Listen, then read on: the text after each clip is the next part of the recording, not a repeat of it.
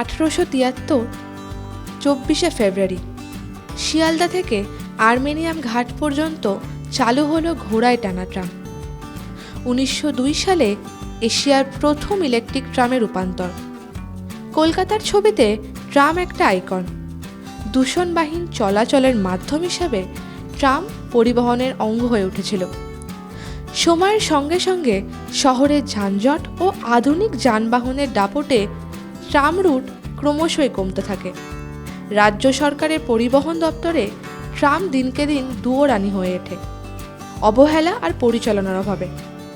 শহর থেকে ট্রাম আস্তে আস্তে সরে যেতে থাকে, আর এখন ট্রাম যেন এক বিলুপ্ত প্রায় যানবাহন। রাজ্যে নতুন সরকার শহরে খোল নলচে আমূল পরিবর্তনের চেষ্টা করেছেন। শহরবাসীর প্রশ্ন, ট্রাম কি ফিরবে আবার শহরে, নাকি ট্রাম থাকবে কলকাতার কোনো মিউজিয়ামে? শক্তি 24x7 সিনিয়র এক্সিকিউটিভ এডিটর প্রশান্ত দে মুখোমুখি হয়েছিলেন পরিবহন মন্ত্রী। কলকাতার ট্রাম নিয়ে কি ভাবছেন মন্ত্রী মশাই? প্রচুর ডিপো এখানে রয়েছে, কলকাতা শহরে ট্রাম ডিপো রয়েছে। হাজার হাজার কোটি টাকা খরচা করে ট্রাম লাইন তৈরি করা হয়েছে, অথচ সেই কলকাতার হেরিটেজ ট্রামকে বন্ধ তুলে দেওয়া হচ্ছে। এই ট্রামকে নতুন করে কলকাতা শহরে ফিরিয়ে আনার কোনো চিন্তাভাবনা করবে? দেখুন, এই পুরনো ট্রাম যেরকম চলতো সেই ট্রামের স্পিড বা সিস্টেম খুব ভালো না, ব্রিটিশ যুগের জিনিস ছিল।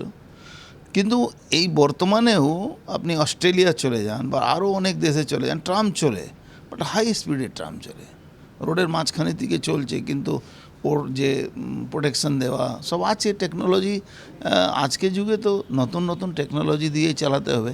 হেরিটেজ জিনিস আছে, সরিয়ে দেওয়া উচিত না, কিন্তু কোথায় করাতে হবে, কিভাবে চালাতে হবে, এর একটা সার্ভে করা দরকার আছে। সেটা নিয়ে মাননীয় মুখ্যমন্ত্রীর সঙ্গে কথা বলে এটার উপরে আমরা কাজ করব। যে ক্ষেত্রে দেখা গেছিলো যে ট্রামের ক্ষেত্রে প্রায় কয়েক হাজার কোটি টাকা খরচা করা হয়েছে শুধু ট্রাম লাইন বসানোর জন্য, অথচ সেখানে বিভিন্ন জায়গায় ট্রামগুলোকে বন্ধ করে দেওয়া হলো, টাকাগুলোকে লোকসানের দিকে চলে গেল। সেটাকে রিভাইভ করার কোনো চিন্তাভাবনা সরকারের পক্ষ থেকে?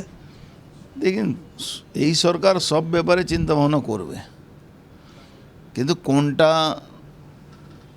ভালো হবে, কোনটা খারাপ হবে, কোনটা করাই যেতে পারবে না। যেরকম ইলেকট্রিক বাস, সিএনজি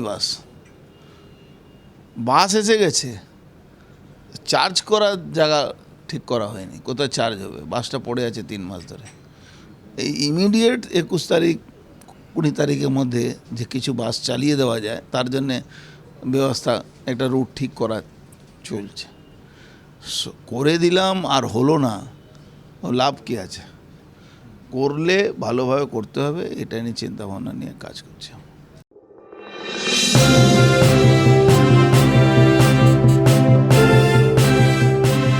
আপনারা দেখছেন শক্তি 24x7, voice of truth, power of people.